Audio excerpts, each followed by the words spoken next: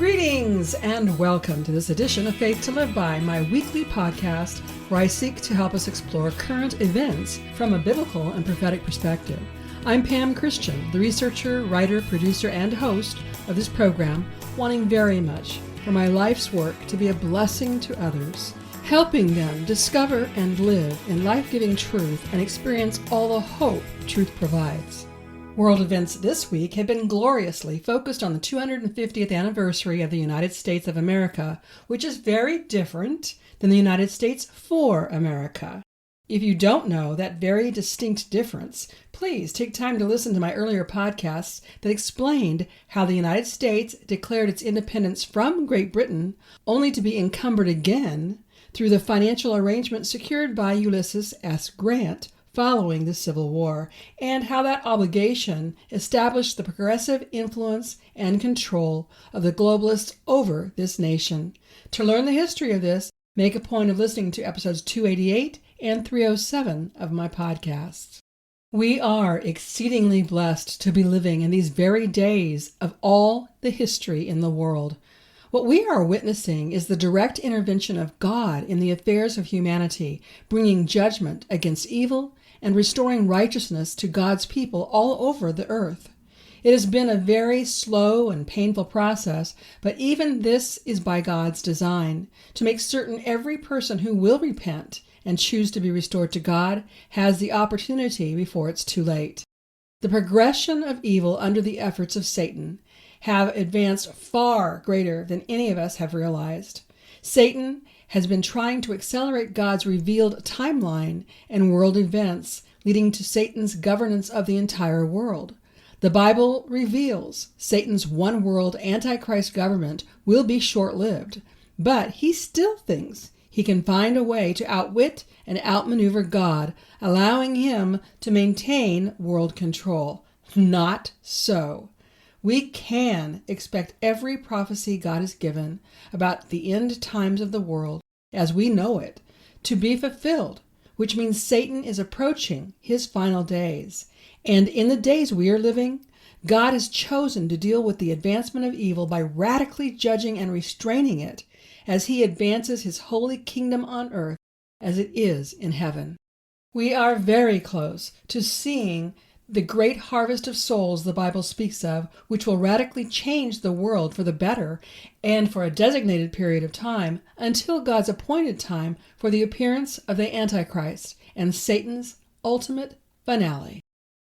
As you will hear from my guest, Mike Steger from Promethean Action today and next week, President Trump has been actively and expertly withdrawing the United States from any and all encumbrances of the satanic-controlled globalists, as represented by what is called the British Empire.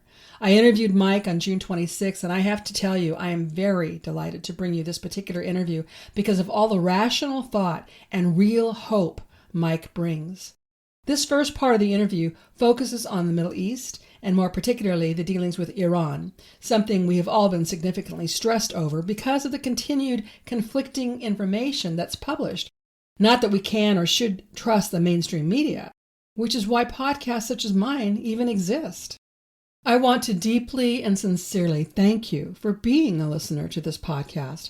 I pour myself into my work each and every week for what has been 7 years already. Wow. Most of you know I started my podcast in 2020 in response to the obvious lies and tyranny the whole world was subjected to by the globalists under COVID-19, and more, according to their published plan in the book titled Agenda 2030. I truly want to help people discover and live in life-giving truth and experience all the hope truth provides. This is evident with this podcast and all the work I've done since the early 90s.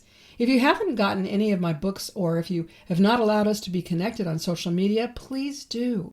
If you are blessed by my work, I genuinely need your encouragement and any support you can offer. So this past week has been overshadowed in a magnificent way with the celebrations of America's 250th anniversary. There was so very much that blessed me in the days surrounding the 4th of July. One was the perseverance of the people at the National Mall on July 4th, waiting on the weather while displaying tremendous support for our nation, believing and expecting the celebration to be fulfilled. As you know, thousands of people left because of the dangerous weather, but thousands stayed, and President Trump did not let the people down.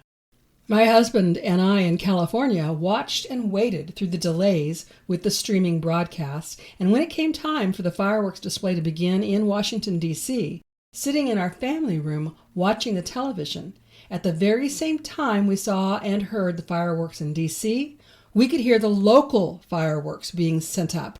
This means the weather delay in Washington, D.C. of 3 hours allowed the fireworks on the East Coast and the West Coast to be shot up at exactly the same time. How is that for putting the enemy on notice that all of America is in God's care at all times? I loved it. I know what happens in America also brings hope to many people of many other nations in the world, and well it should. All of us around the world are living in the days prophesied by God when His people will raise up to bring righteous influence to all the 7 mountains of society. Praise God, hallelujah, and amen. Now, let me take a couple moments citing some significant headlines from this past week before I bring Mike on.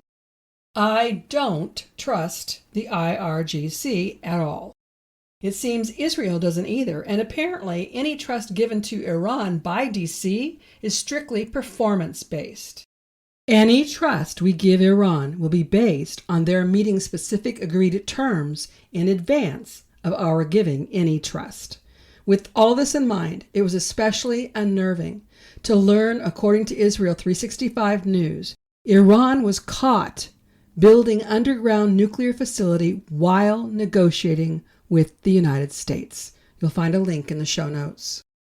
When it comes to news from Israel, I am just as suspect of it as I am of any media coming from Iran or the United States. There are good guys and bad guys in all governments. There are globalist infiltrators in all governments of the world. And, interestingly enough, at this point, it seems Turkey is the key to peace in the Middle East. Regarding the NATO summit in Turkey, President Trump continues to wail on NATO for the many nations taking money and military protection from the United States, but failing to assist us when requested. President Trump has continued to express dissatisfaction with the 77-year-old alliance of the United States with NATO, calling NATO a paper tiger. Our NATO allies, including France, Germany, and Italy, did not support the United States and Israeli efforts against Iran, which adds to President Trump's reasons for citing they risk losing U.S. support. Surprisingly, based on biblical prophecy, Turkey is now a key player in Middle Eastern peace, acting as a crucial NATO anchor or a strategic mediator for the conflicts of the United States/Iran crisis.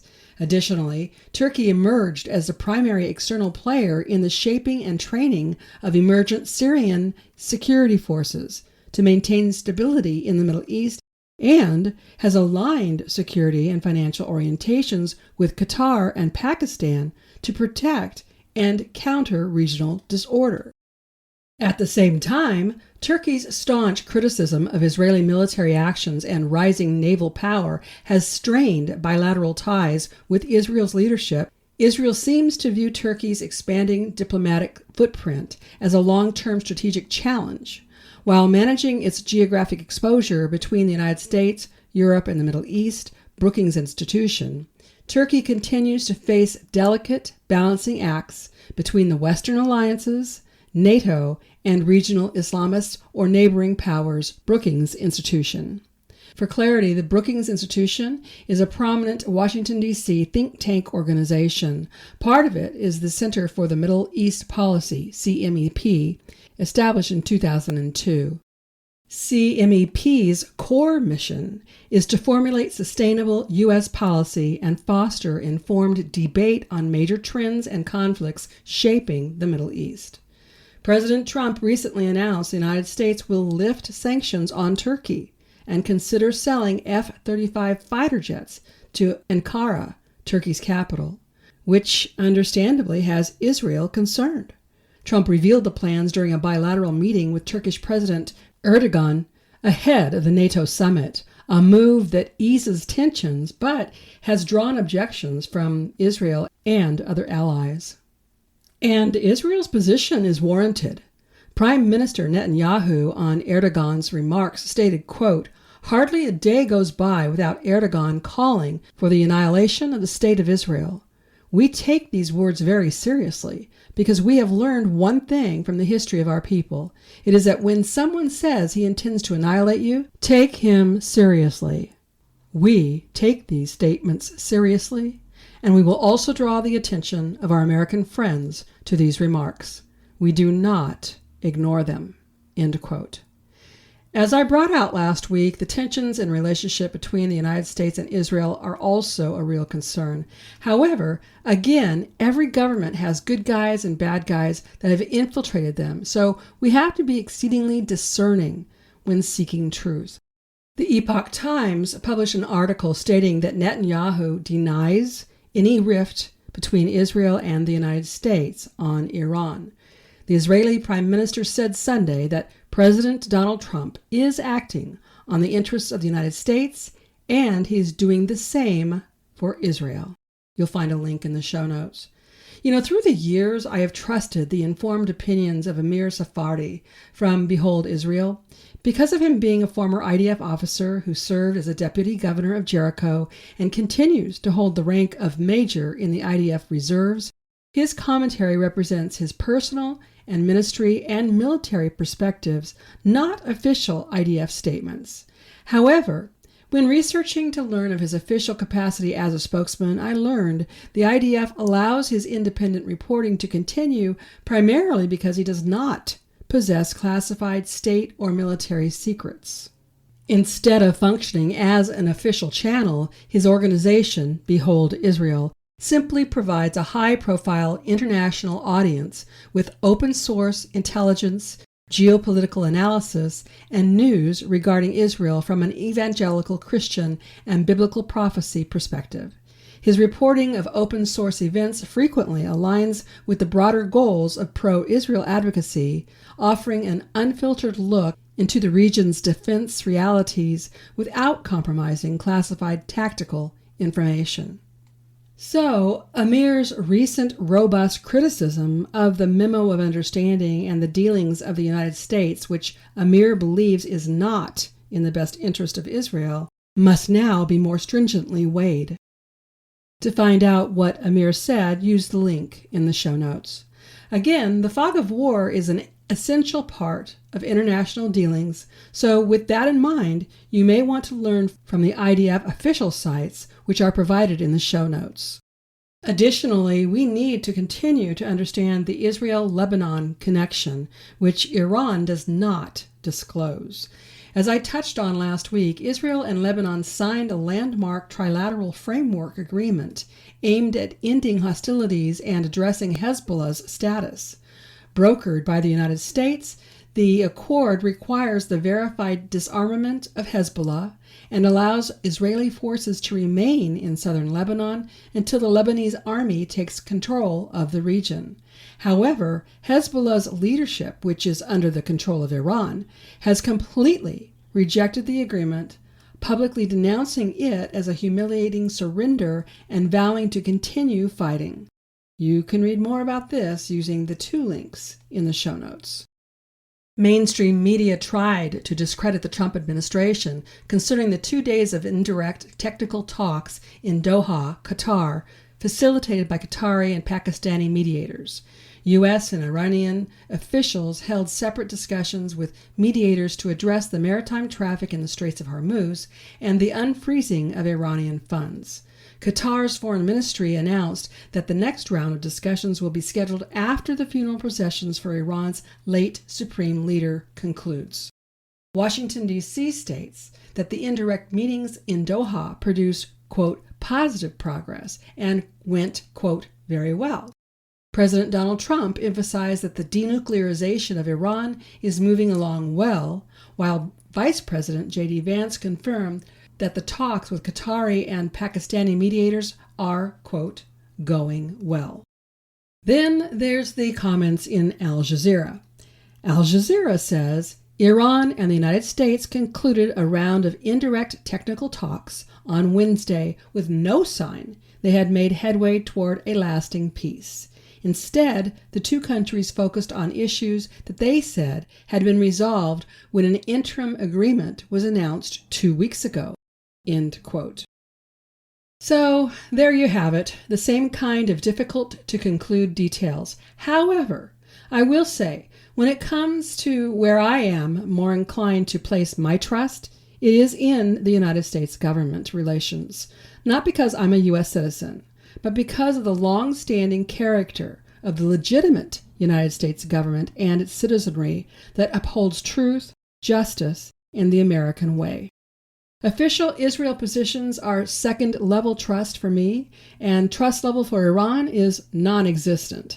Now, I ask you to keep all of this in mind as you hear the refreshing perspectives of Mike Steger from Promethean Action.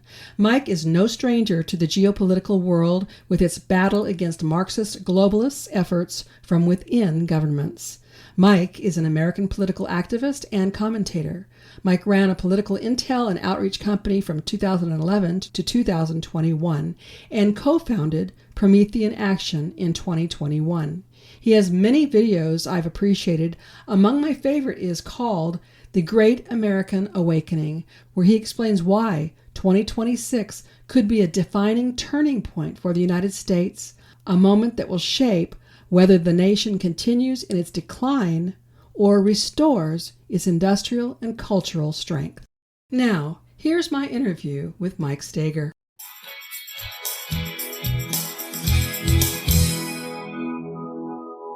Mike Steger from Promethean Action, I'm so glad to have you again back on our program. There's a lot going on in the world right now, and I don't know about all of my listeners, but I know many of my listeners are becoming aware of Promethean Action and how you are helping us to make sense out of what seems crazy. So welcome. Thanks, Pam. Nice to be here. Thank you for being here. So let's start off by talking about what's going on in the Middle East, what President Trump seems to be doing, what he seems to be doing where Netanyahu is concerned. There's a lot of people really upset about Netanyahu appearing to be left out of the negotiations and what that all means for the Middle East. Is President Trump making a mess of things, or is he improving things? This is a big project for him. And most people, if you look at it just from the standpoint of the Iran conflict or just Iran, you're missing the bigger project. It's something that he initiated when he first came into office in 2017. He pulled all of the Muslim countries together in Saudi Arabia and basically said, look, he didn't say this part explicitly, but he implied it, that under Bush and under Obama, we came in here as a wrecking ball. Obviously, Bush launched these wars. We now know, and maybe some of us knew then, that the Iraq War was certainly an uncalled for invasion, and it would create, we were just basically kicking a hornet's nest. And that's what we did. We created ISIS out of that whole situation. And then Obama came in and basically was backing Al-Qaeda and ISIS and Muslim Brotherhood and Iran in many ways with his deal. So Trump came in and said, okay, look, our shenanigans, our foreign policy, that's no longer happening. The question for you guys is, no longer can you be using these terrorist networks for your own political gains. This has got to end. You're creating a condition clearly where the Muslim religion is going to be entirely just identified with these radical elements if you just keep going down this path. And we now know we had I think it was one of the emirs from the UAE say that he won't let his own students study in England any longer because he's afraid of being radicalized by the radical Muslim networks in England because they don't tolerate that there in the UAE. And that's the reality, is that in Europe, this thing has been, and especially in what we call Londonistan in England, this has been kind of fueled by MI6 and British intelligence in various ways, just like they basically helped to fuel communism and the Bolsheviks. People like Lenin were trained and developed in places like London.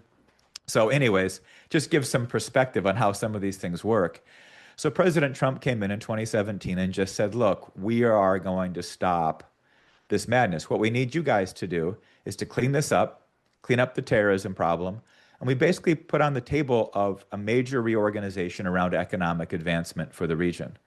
And he's basically taken that up a magnitude. He's 10x'd it, as young kids say. He's 10x'd the agenda on economics. Now, there's a couple of factors. One is he wants this region committed to the dollar-based system. That's been a big part of it. I don't think Trump wants to leave it in a petrodollar kind of circumstance where the whole US dollar is just based on the petrodollar. We've got to get back to manufacturing here. But you don't want them going to the yuan. You don't want them moving into the BRICS. These trends were developing. But we don't depend on it. We don't depend on the oil and gas of the Middle East. So Trump's perspective was we have some clear interests. We want to pull you guys into this. We want the dollar-based system and your investments in the dollar-based system based on real economic growth, new technologies, new sciences. The UAE is kind of leading in this. You know, they're a big oil and gas country, but they have 4 big nuclear power plants there. They're also diversifying their investments. I think other nations in the Gulf Coast are looking to do the same. And the question is AI, but it's also kinds of robotics industry, all kinds of things. And so Trump says, bring that investment here. Now, what's interesting is they've then moved a lot of their investments out of London and the petrodollar under Trump's kind of investment pressure and moved it into physical investments into the United States. They took half a share. The largest aluminum smelter in the United States is being built, I think, in Oklahoma. I think that's correct. It's one of the Midwest states. They took a 50% share in that and were able to expand the production size of the whole plant to make it even bigger. So his pressure brought in real physical investments, just as one example. Out of London, out of this kind of Europe, London-centered control of raw materials, he said, we want you guys to bring your dollars, not have them in London, which is the whole petrodollar scheme, move them out and bring them into the United States. So that's kind of what he saw as what we want from this region. What we were offering in return was a reorganization of the region, the Middle East, based on something that the globalists really were opposed, and that is nationalism. And what many people don't realize is that after World War II, there was the rise of nationalism. Iran's a good example. Israel's a good example. Maybe they're the 2 leading examples in some cases. I mean, Israel was really a nation state building concept. It's become in a very reactionary mode. We'll get to that maybe in a second because of the kind of craziness of the region. But really, Israel was looking to be an industrial, manufacturing, and scientific nation in the region. Iran was also. And one of the problems Iran ran into is that they, in 1953, elected a nationalist, a guy named Mohammad Mossadegh, and they said, you know, we're only getting a small percentage of the oil sales from our country, while it was at the time the Anglo-Iranian Petroleum Company, I think is what it was called. We now know it as British Petroleum. Right. But at the time it was like Anglo-Iranian or something. And the company was getting like a lion's share of the revenue. And the government was just basically being given a pittance. So nationalism, if we had that in our country, and it's not just like it's a private company, it's a private foreign company, right? So the money is moving out of your country. You're not like selling the oil and then the broad share is going to a company, but their company is building out the infrastructure of your country and it's creating jobs and it's expanding and it's adding new capital into the markets in your country. So they decided we're going to nationalize this. Mm-hmm. And that really pissed off the Brits. Their empire was already shrinking after the war. So they really saw this as a problem.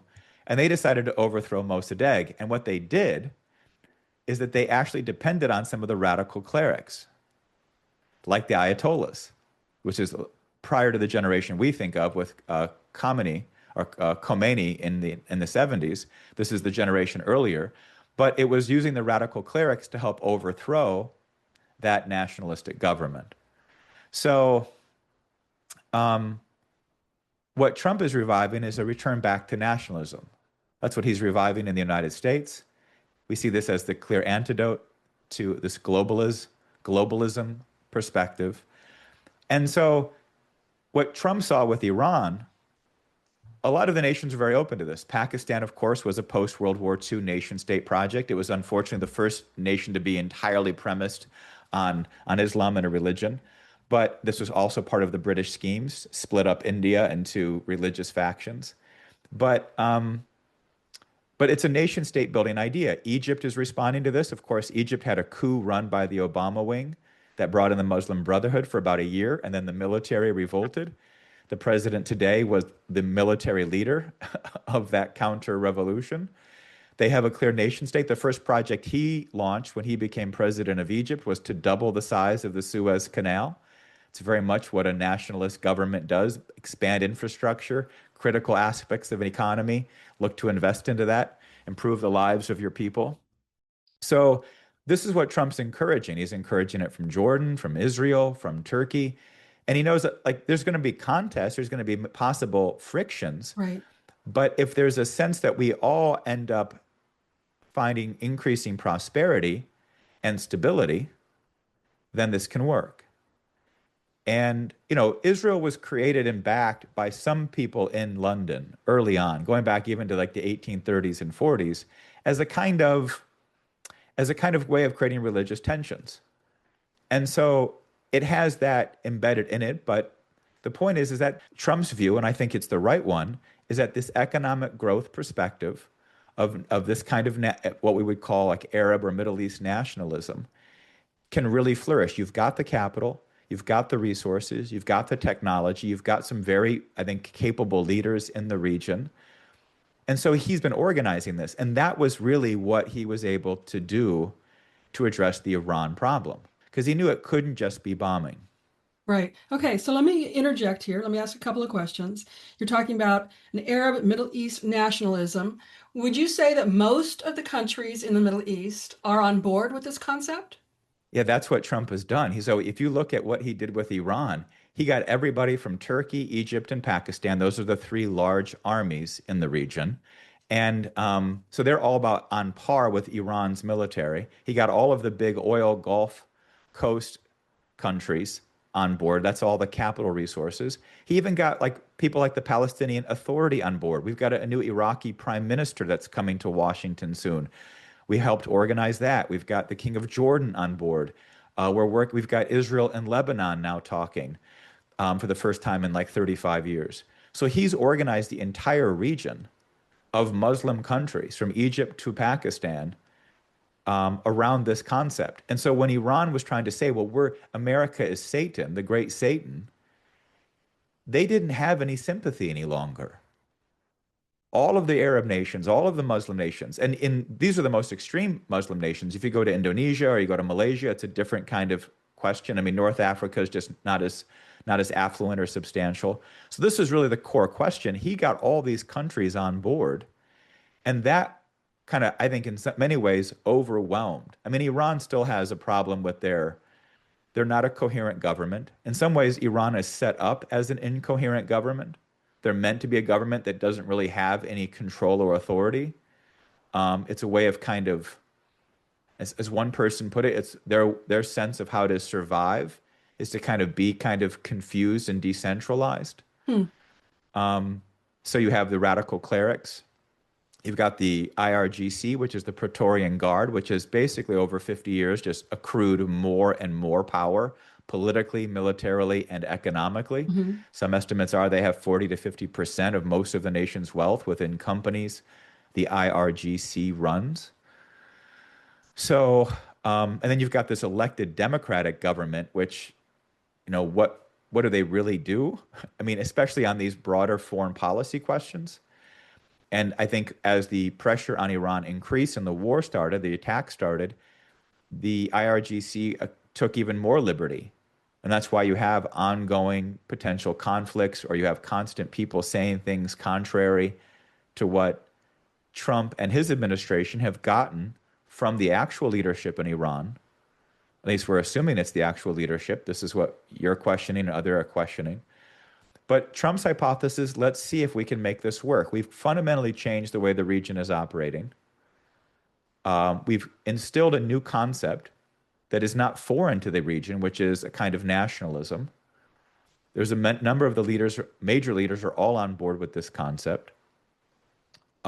He's got the Abraham Accords, which he's going to continue to broker. The big linchpin probably would the next piece to fall would be Saudi Arabia. That's a big priority for Netanyahu. Obviously, Turkey and Pakistan would be big shifts. Those are going to be hard holdouts for various just reasons internally to the countries. But Trump senses that we've got to keep organizing this dynamic. It's not something that can go away. But if you get economic prosperity going, then those kinds of changes can take place. Well, my next consideration then is if President Trump is negotiating with Iran, and we hear he is, but we don't have clear media coverage on this. The White House is letting us have some information, but we don't have a real big picture. But you've explained that we have the IRGC, we have the clerics, we have the elected Democratic governing board, if you will. Who is President Trump actually dealing with, and do they have the ability to represent the country for the long term? Well, that's kind of above my pay grade, but I think as Rubio and Vance and others have said, it is the only way you can think of it, because I don't think they even necessarily know. The question, though, is they will have to prove that they are by being able to show that what they say they're going to do, they're able to implement. So does that get to the performance-based agreement then? Right. That's the whole question. It's kind of like, we don't know. They don't know if these are the people that actually hold real power. Maybe they do today. Maybe they don't in 2 weeks. Maybe there's an internal coup in Iran. We have no idea what's going to happen over 60 days. I mean, the country's in a real kind of crisis. So I think it's a question of, like Rubio said it at a press conference yesterday because he was in the region. What if, they don't do what they say, but they say, well, this was another faction that wasn't us. And Rubio was like, that doesn't really matter to us why they didn't do what they said. Either they do what they said or they didn't. Because we can't get there and say, let us give you a little sympathy or a little discount now because you didn't have total control and you thought you did. Politics is about power. These guys better be able to hold power. And the people they're talking to, I think this is more or less a rational assessment that I think the administration has made and that they have communicated to the administration, is that we recognize that what we've been doing for 47 years hasn't necessarily been the best approach. And that is what Trump created. Not that those people might not have existed in Iran's regime throughout the 47 years. What Trump did is he went and reorganized the entire region. So the reason the Iranian government today, at least a faction within it, we're hoping, and right now the administration's working from the hypothesis that this is the regime that's actually in power, has got Pakistan in its ear. It's got Erdogan and Turkey. They're not necessarily friendly with Egypt, but they are talking to the Qataris.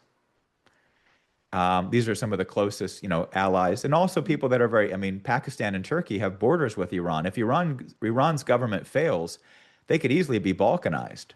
These nations would expand territory into Iran. So they're telling Iran, look, this is a different approach. This is not the American liberal globalist regime, right? And that's the difference. Trump is saying, we are not the liberal globalists. You might have had a problem with that. You might have had a faction within your government saying, look, we can't trust the Americans. Look at what they're doing. Mm-hmm. And we, the American people, would say, well, that's actually true. Those regimes were really a problem. But this isn't what is taking place today. This isn't what the United States is. And this is not something of a one-off. This isn't just this is Trump reviving the real American tradition. And Trump has made it real, not just in the last year and a half of his second term. He did this at the very beginning in 2017 of his first term. So it's been like 10 years. So that has really echoed in a strong way. It's reverberating. And that's what I mean, that Trump's created a condition to pull this faction in the regime upwards to say, let's create a different dynamic. What's that mean? It means drop the American is Satan crap. Drop death to Israel crap. Stop celebrating that. Stop celebrating the anniversary of you taking 54 Americans hostage with the threat to kill them. Like, let's put this death cult association to bed. Like, it's done. Bury it. Start operating as a viable nation with a future that's not based on some kind of radical communist, Muslim, whatever revolution 50 years ago. Okay. And that brings to mind the whole negotiation process that resulted in the memo of understanding did not involve Netanyahu. Prime Minister Netanyahu was not involved in the conversations of the negotiations. I do understand that Hezbollah, after the ceasefire, shot missiles into Israel. Israel responded by sending bombs into Beirut. President Trump was not happy with that because it was before the actual signing, and there was a lot of expletives that were shared between those two leaders of the countries. What should we make of all of that? Well, I mean, there are factions within Israel, and I don't want to comment on whether it's Netanyahu. I don't want to assume how any one person thinks, but we can get a sense of a dynamic that exists within a nation's decision-making process. And that there are certainly some in Israel that do not see the bigger picture or feel like the bigger picture Trump is organizing would be too idealistic. And there may be some of your listeners that think that way, and others in American politics that think it's too idealistic. But as we talked about prior, the idea that we're going to go with a neocon regime of just more and more bombs and overthrow, and there was some person, a neocon, John Podhoretz, that said we should put 300,000 American troops on the ground in Iran. Okay. Is that where we want to go? So let's take that as one extreme. The other extreme is to be hyper dovish. You could go with this like pro-Palestine movement in the United States and say Islam is the great religion of peace and America is the great Satan. And that's basically what the Mamdani faction is saying. These are the extremes we have. And Trump's like, well, this is both not going to cut it. And in some ways, they fuel each other, right? If we put 300,000 more troops in Iran for a war, imagine what that would do with this radical left communist agenda in the United States. I mean, the Bolsheviks came out of the insanity of World War I. Let's be clear what the dynamic here is. These things play off one another because that's how globalists operate. They control both of these extremes. So President Trump's approach is, look, yeah, maybe it is not realistic, it is idealistic, that it won't really be able to be met on the ground. But that's not the buy-in we've gotten from the Gulf Coast countries. That's not the buy-in we've gotten from these other Muslim countries. They see it. They're bought in on this. They're engaged. They're willing to sign the Abraham Accords like Bahrain and the UAE. Saudi Arabia was considering it. Saudi Arabia and Israel were very, very close to signing an agreement and joining the Abraham Accords right before the October 7th attack run by Iran via Hamas. So part of this is that Iran works as a globalist agent to disrupt Trump's reorganization of the region. So I don't think that people in Israel can see it, but Trump's perspective, from my view, is let's see. Let's see if this can work. We've created a new circumstance, a new environment. We've shown Iran. I mean, look, for 47 years, Iran has basically been not held accountable for taking our hostages. We were buying oil from Iran up until like 1990. So Trump said, look, we're not going to get the respect of these people if we don't give them a bloody nose, right? That's basically what this is. It's boys being boys. Like this regime was not going to take us seriously. They would take Obama's money, but they would keep having rallies about death to America. Fine, we'll take that. Trump's like, I'm not cutting that deal. You're going to have to change your orientation because we can't have, in some sense, we can't have a nation that will always be a reason for the United States to go to war. Right? That's why Trump wanted to talk to North Korea. It's like, look, we don't want this constant threat of nuclear war on the Korean Peninsula. So they had their tit for tat in rhetoric. My button's bigger than yours. But then what did Trump do? They went and met on the border. They shook hands. And then Kim Jong-un said, hey, Trump, do you want to come over to the north side? He said, sure. Now, Trump was asked about it. Are you still in contact with him? He says, yeah. They're exchanging memos and letters and discussions all the time. Trump wants to create, not because we're going to change the ideologies, not we're going to change North Korea, take the cause of war off the table. Why? Because number one rule to global strategy is you can't advance and develop your country, especially if your country is in the economic mess we're in, 50 years of deindustrialization. You cannot rebuild if you're at any point going to be dragged into a major conflict. So think about what the enemy did. Trump got this economy moving in the first 4 years, from 2016 to 2020. Then they pulled COVID, total intel operation on a global scale. Then they brought in Biden, because COVID was how the election was shifted.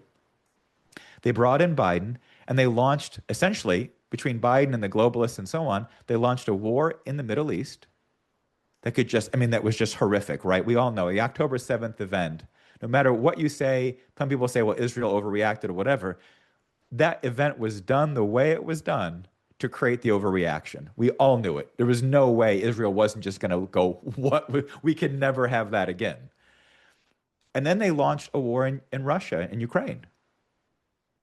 So they started two major wars in the areas of potential global conflagration, a potential massive religious war in the Middle East, and a major World War II, World War kind of conflict scenario in Europe. Why?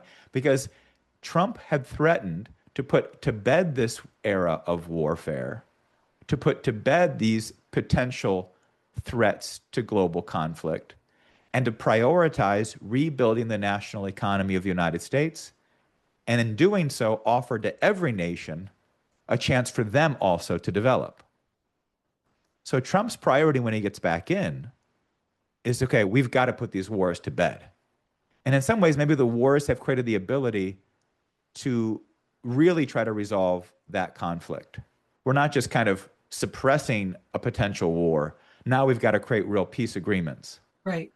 And that's what Trump is trying to do with Iran. If it doesn't work, if Iran can't follow through, if Iran doesn't follow through, then I don't think Trump would go back to bombing before the midterms because, hey, we all know the nature of politics.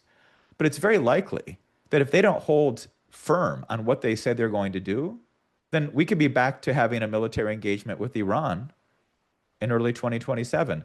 So Trump's not walking away. This wasn't just a show, but it was like, let's try to create, I mean, we didn't want to obliterate, right? He could have gone after, what is it, Karg Island. Right. And he's been saying this for 40 some years. Karg Island is everything for Iran. We could have blown that up, but that would have limited two things: global oil supply and Iran's ability to begin to function as a viable nation. That we could create a failed nation condition where 80 million plus people are now just kind of going insane and flooding the entire region with chaos. Not necessarily a desired result here. So he said, okay, we've pretty much destroyed what we could destroy without threatening a failure of the nation as a whole, not just the regime, but the nation, economic chaos. So let's try negotiations. If these don't work, we'll have to take it up another notch. That's what he did after bombing the nuclear sites, right? This last conflict was an escalation because they still weren't really willing to negotiate. And you get a sense at this point that the negotiations, like, I don't know if it was J.D. Vance or Rubio, or maybe it was Witkoff, but they described the negotiations prior as like trying to have negotiations. What did he put? How did he put it? It was something to the extent of we'd say something and the Iranians would go, "Let us go make a phone call. And we'll get back to you like in a week." And it was just like, well, you have no authority to come and even negotiate. This is just like, what is this? This is like a strange Kafka-esque scenario. So I think that they feel at this point, we've brought real Iranians to the table for real negotiations. And that's a shift. Is that enough of a shift? I don't know.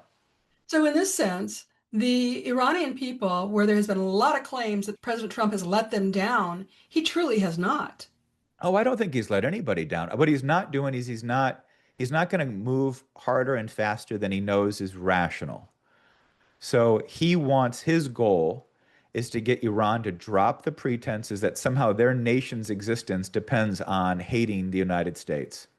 When the reality is their best option for Iran to thrive is to start working within the American-based global system. Okay, with that in mind, recently President Trump has said that something to the effect, Israel only exists because of Donald Trump.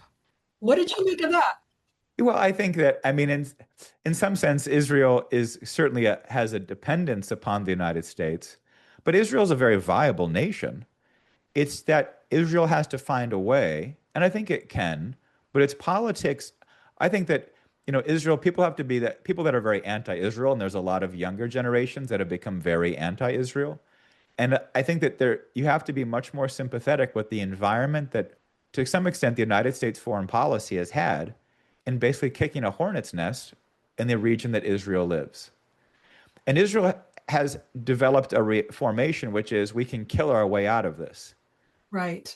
And that's where you can kill your way out of destruction. You can avoid destruction by fighting back. and having the toughness to fight back. But you will not create a long-term solution simply by constantly killing and attacking the enemy. So Trump's approach is we've got to get Israel and Lebanon talking because ultimately Hezbollah is a violation of Lebanon's sovereignty. You have a paramilitary force that's not governed by the national government of Lebanon. So that's the kind of solution Trump is trying to create. There's also bigger aspects. So there's a proposal for, it's called the India Middle East Corridor. And this would basically be India working with some of the Gulf Coast countries, transporting a lot of trade. It'd be a logistics corridor for trade and industry from India through the Middle East into Israel. And of course, India and Israel have close ties because they both deal with the threat of Islamic terror. And then also into the Mediterranean, into Europe. So there's all kinds of discussions. There's all kinds of discussions for potential major infrastructure projects because you could have another canal built into Israel, like the Suez Canal. There are all kinds of major infrastructure projects that are going to help integrate the economic potential of the region that make Israel a kind of a core component of the other nations' economic success. And the point is that that's the long-term perspective that I think Trump is working within.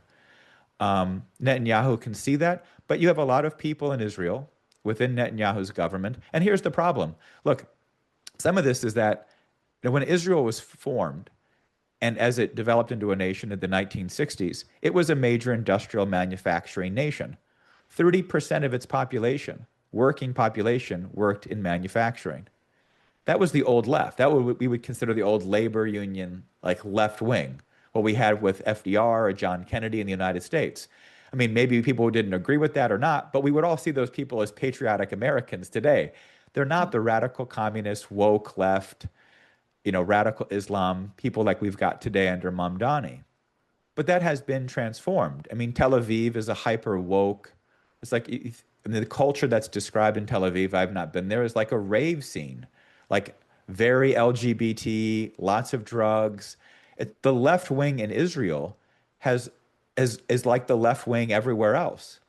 It's the left wing of Germany. It's lost a sense of basic survival and basic viability. This isn't the old labor union manufacturing industry. This is the green insanity. This is the LGBTQ stuff, the gender obsessions. And so Israel's got internally, domestically, a reaction to that. So you've got a lot of the stronger Orthodox parties that are the dominant basis of the conservative party in Israel. So that just creates a whole different kinds of tension, I think, domestically in the country. So what I'm saying is that the long-term approach for Israel would be to adopt a similar kind of economic agenda Trump is adopting, to begin to industrialize Israel. It's got a lot of high-tech stuff. Their military technology is great. Obviously, the Mossad is like, a top-level intelligence operation. So they've got a lot of capabilities there and in biotech. But we're talking real industry, broad-based jobs, broad-based employment in manufacturing and industry and production. That's why these bigger infrastructure projects, making Israel a major port corridor for this India, Middle East, Mediterranean kind of process, can build up a kind of industrial dynamic. It's the same idea that you would have for Gaza's viability long term, which is not just a resort center, though it would be that, I'm sure, in some ways, but also this kind of industrial broad-based employment.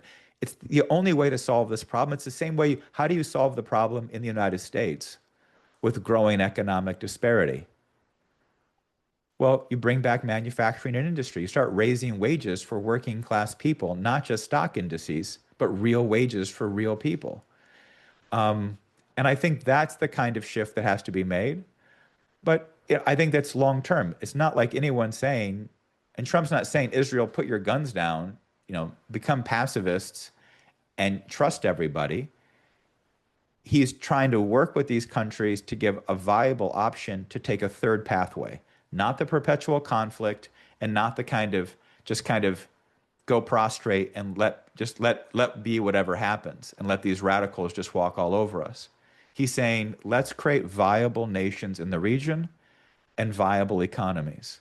And let's have that as much as possible integrated so that people are benefiting from that dynamic.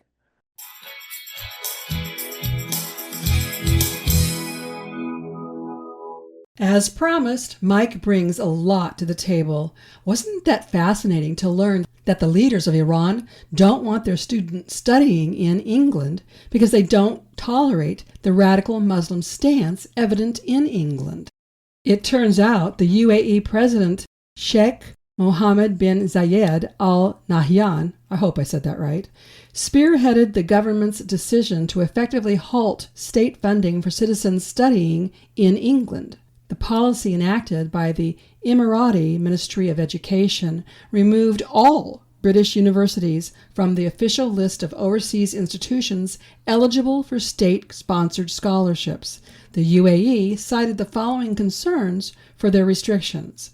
Radicalization fears. Officials expressed deep concerns that Emirati students were being radicalized by the Muslim Brotherhood and other Islamic networks on British university campuses. Lack of bans in the UK. The UAE designates the Muslim Brotherhood as a terrorist organization and has long pressured the UK government to ban the group, but Britain has repeatedly refused to do so. And thirdly, policy dispute. Following these tensions, the UAE removed UK from its approved scholarship list and now directs state-funded students to other approved universities in countries like the United States, France, and Israel. While it is no longer funded by the state, the directive is not a blanket ban.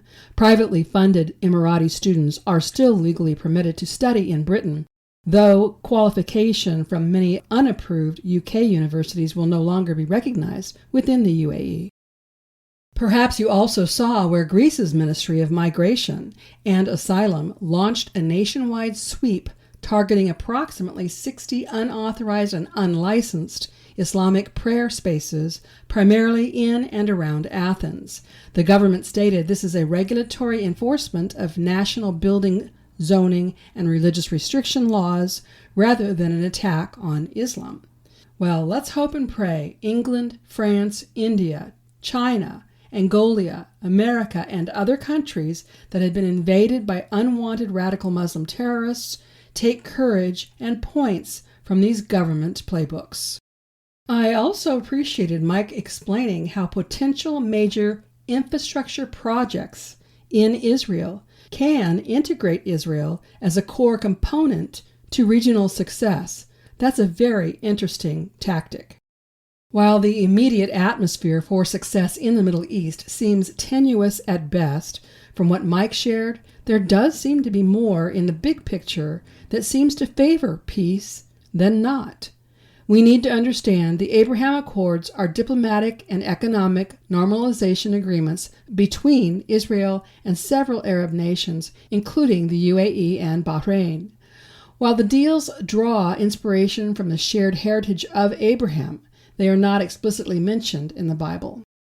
While many people have claimed the signing of the Abraham Accords would make for the beginning of a 7-year tribulation period under the Antichrist, I just don't see it that way. There is some merit in connecting the Abraham Accords to the end-time prophecies of Gog and Magog from Ezekiel 38:39, establishing the latter days peace in the region prior to the predicted northern invasion of Daniel 9:27. However, more seems to agree the Accords are primarily a good faith political agreement similar to early treaties with Egypt and Jordan, rather than specific tribulation launching pacts prophesied for the end times. That's where I land. I see such a time of regional peace to open the way for the greatest harvest of souls the world has ever seen, and a time of great joy and victory for the kingdom of God on earth before the actual beginnings of the end times. If you are fearful about the end times, please get my book, Prepare for the Harvest, Confidence in God's End Time Promises. You'll find great reassurance and joy, allowing you, as a child of God, to look forward to the end times. As God's children, we are not appointed for his wrath, rather for his reward. And if you are in ministry or know someone who is, get my book, Prepare for the Harvest, God's Challenge to the Church Today. If many, many people are going to come to Christ in these days of the great harvest, the church has to get prepared to receive them. disciple them, and help them in their newfound faith. Keep listening to the end of this podcast to learn how you can get a discount from my web store, where I can also ship you an autographed copy of the book, which I can't do if you purchase through Amazon or other book retailers. Regarding the recent prophecy concerning Iran and the Middle East, God continues to bless us with much. Julie Green, Hank Kuhneman, Dr. Patricia Green, Kent Christmas, Robin Bullock, Amanda Grace, and many others have all had much to say about the Middle East. On June 29th, Julie Green posted, quote, "Iran is shaking physically because what they've hidden and what they've been a part of. Judgment is hitting them like a plague of Egypt. You will also hear of biblical locusts filling the skies and filling the streets in Iran. Water will look like it's blood red, and there will be many biblical things seen in Iran because it's time for a violent shaking to rid that nation of the evil that's been trying to overtake it." End quote. And then on June 30th, Julie posted, quote, "There's going to be a great political shift in many nations. There will be large earthquakes all around the border of Iran and Iraq. It will be over an 8 on the Richter scale. New Zealand's government will collapse, and there will also be a large earthquake that will hit that nation as well. The Prime Minister of Australia will be removed. You will also hear of catastrophic flooding in that nation, and their government will also collapse. There will be a biblical type of sandstorm in Afghanistan, and it will blanket more than just that nation. My children, you will see and hear of catastrophic events happening all over the world. When you see these things, remember I am still the judge, and I've made sure Jesus paid for you in full. I am your protector." As I've said, there have been many prophecies concerning Iran, Persia, the Middle East, and I have provided several in the bonus section with links in the show notes. Next week, I'm pleased to report I'll have Mike Steger with Part 2, where we'll focus more on events in Europe as we seek to understand current world events from a biblical and prophetic perspective. You won't want to miss next week's podcast with Mike Steger, and as always, you can count on me to bring you my Reader's Digest version of current events to help you stay informed, and of course, I'll bring any specific prophecies that need to be highlighted as well. Now I ask you to please listen to my closing announcements and to take advantage of the many goods and services I bring you in an effort to at least cover the costs of this podcast. If you like what you hear from me with this podcast, I highly recommend my book series, my award-winning blog, and consider signing up for my certificate course in apologetics. My aim with that course is to help people learn how not only to use apologetics to share truth with others, but to help Christian leaders incorporate apologetics into their respective ministries so more Christians are learning how to share their faith. You can learn more by using the link in the show notes. For now, I offer my weekly podcasts, my blog, and bi-monthly e-newsletter at no cost. And certainly I have hard costs associated with doing all I do. If you've been blessed by my work and would like to help my work reach others, why not consider partnering with me? For as little as $10 a month, you can become a partner. Then together we can reach even more people for Jesus. Simply visit my Pamela Christian Ministries homepage and then click on the Give button at the top menu bar. Or if you prefer, you can go directly to the Give page using the link in the show notes. To become a partner, you can use my PayPal or Venmo account, but you will also see other ways you can support my work on that page.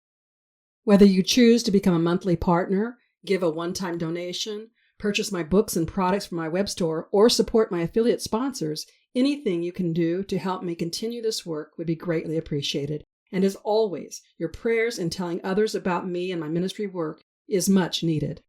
When it comes to my selection of affiliate sponsors, I first look for Christian-owned and operated businesses, and I make a point of personally using the products or services so I can fully endorse them. I seek sponsors that offer products or services you can get via the internet worldwide, and I specifically consider what is common to most people universally. So you'll find health, beauty, and wellness products through Dr. Zelenko's Z-Stack supplements and from QE Strong. Dr. Zelenko's Z-Stack supplements are truly amazing and are available to my listeners for a 5% discount per purchase, or a 10% discount for a monthly subscription using the promo code FTLB. You may have heard my interview with Rob Renee about QE Strong. Discover the benefits of quantum energy to overcome all sorts of ailments. Visit QEstrong.com and use the promo code FTLB at checkout to receive your discount. Then, my newest affiliate I'm really excited to bring you is Q Streaming. That's CUE Streaming Television. People with United States addresses can get over 3,000 channels, including live TV with streaming television without a contract. Get all of your local networks and favorite movie and sports and pay-per-view channels for about half of what cable costs. See the video promo link in the show notes to learn more. Affiliate sponsors only provide financial support to me when you purchase what they offer. So before you support Amazon or any other retailer, if I offer what you're looking for, please purchase through me. When it comes to special occasions, birthdays, or Christmas gifts, consider my books, jewelry, CDs, and more from my web store or any of the affiliate goods and services I offer. When you purchase from my web store, be sure to use the promo code TRUTH, TRUTH, to receive a 20% discount. Again, you'll find all the links in the show notes. If you like the content and resource material I bring you with this podcast, you'll find much more by connecting with me through my blog. In fact, my blog has been awarded 2 unsolicited awards for Christian content. And I'm also very active on social media. I can cover much more on social media than I can with this weekly podcast. And if you're not already subscribed, please subscribe to my complimentary bi-monthly e-newsletter. I offer encouragement, special offers, and one of my signature recipes with each and every edition. Yep, I'm a foodie and I love to entertain, which is why Faith, Family, Friends, and Food is a bonus segment of my bi-monthly e-newsletter. To receive even more, please be sure to check out my dedicated podcast listeners page, Beyond the Podcast. Here's where we can connect exclusively and you can download complimentary devotionals, resources, and more. On that page, I also ask you to help me learn more about you and what you want by completing the form visible once you scroll down that page. And something that is very easy for you to do and would mean a lot to me is for you to rate, subscribe, or comment on this podcast according to what your preferred listening platform allows. You know how it works. The more likes and subscriptions to this podcast, the more opportunity we have to expand the listening audience. And that means we can reach more people with the gospel message of Jesus while helping people learn how to better apply their Christian faith. I hope you'll join me next week and tell your friends and family to listen right here on Faith to Live By, where we learn how to gain spiritual victory over life's issues. Until next week, I'm Pam Christian, asking you to remember Christ died for us. The least we can do is live for Him.